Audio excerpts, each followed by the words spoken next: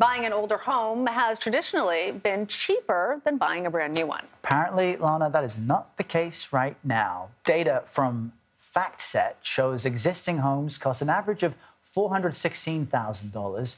That's the same as May's median price for new homes. Just 10 years ago, as you see on your screen, new home prices were, on average, $60,000 more than existing homes.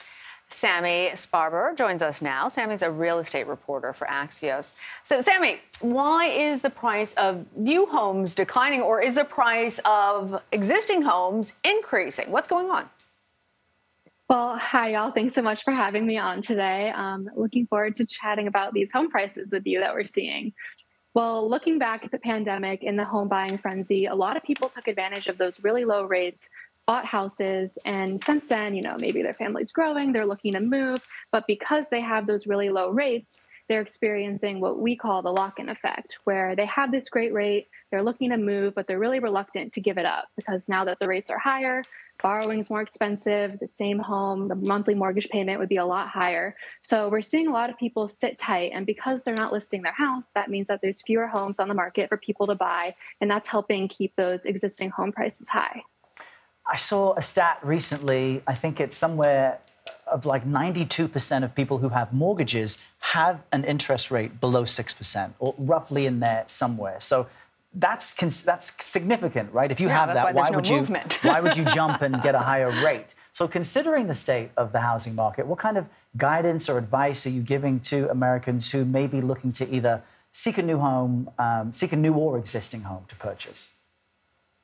Yeah, well, we talk with a lot of buyers and people all across the country with our Axios local readers. And a lot of people are telling us that they want to move, but they just cannot bring themselves to get rid of this amazing rate that they might have. So some people told us, if I move, I would hold on to my house and rent it out as a second property. Or maybe they're waiting, or maybe they're looking at a condo or a townhouse, which have gained popularity with home prices rising. And if you talk to a lender, they like to talk about refinancing and things like that.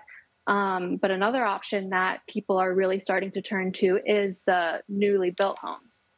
Yeah, I've heard a lot of people looking more into renting than they would have otherwise. Yeah.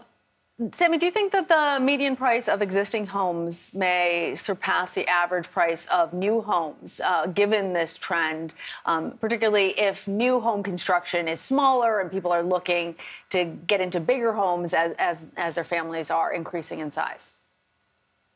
That's definitely something that we would want to keep our eye on as we continue writing about all the different ways that rates are kind of upending the market.